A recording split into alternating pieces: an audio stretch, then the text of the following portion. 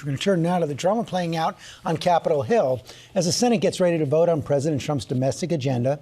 Republicans making deals for votes to meet the president's July 4th deadline, facing critics who say the legislation will explode the deficit, shred the safety net. Chief White House correspondent Mary Bruce has the latest. Good morning, Mary. Good morning, George. Well, Republicans are now racing to push this massive tax cut and spending bill across the finish line, working nonstop over the weekend. The president staying in town to up the pressure and work the phones. But this morning, divisions in the party remain, and it is not clear if Republicans can get enough support to get this done. The Senate overnight debating into the early morning hours as Republicans race to deliver on the president's big tax and budget bill. It's a big, beautiful bill if you believe in cutting people's taxes, securing the border, having a strong military, and controlling government spending.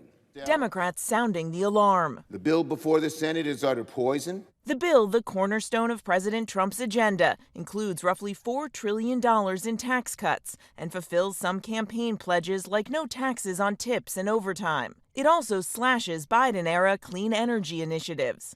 To cover the costs, Republicans want to make substantial and unprecedented cuts to Medicaid, despite the president's repeated promises not to cut Medicaid. He argues the bill targets waste, fraud, and abuse. Experts say it represents the most dramatic reduction in federal health spending in modern U.S. history. It's estimated to cause some 11.8 million Americans to lose their health coverage over the next decade. The bill's overall price tag, the nonpartisan Congressional Budget Office estimating it would add at least $3.3 trillion to the nation's debt over the next 10 years. The table of contents of this act is as follows. Section 1. The floor fight over the bill beginning only after the clerks spent almost 16 hours reading aloud all 940 pages of legislation, a delay tactic by Democrats who have little power to stop Trump's agenda. But two Republicans still voted against the bill advancing. Rand Paul of Kentucky. Maybe we have to judge the effects of the big, not-so-beautiful bill by looking at what happens to the debt next year. And Tom Tillis of North Carolina, who is blasting the cuts to Medicaid, saying they would be devastating to his home state. So what do I tell 663,000 people in 2 years or 3 years?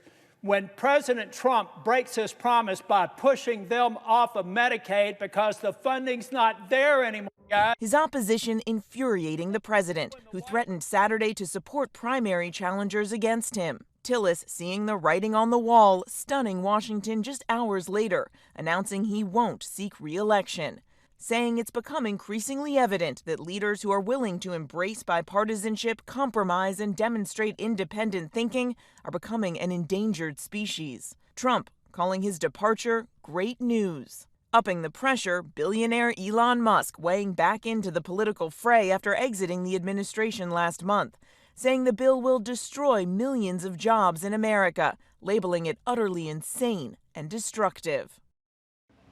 Now, in a few hours, the Senate will kick off a marathon voting session considering an onslaught of Democratic amendments. But even if this bill ultimately passes the Senate, it then returns back to the House, where Speaker Johnson has a razor-thin majority and is already facing opposition to the changes made in the Senate. There's still some real challenges ahead here, Robin. Yeah, you're right about that, Mary. Our thanks to you.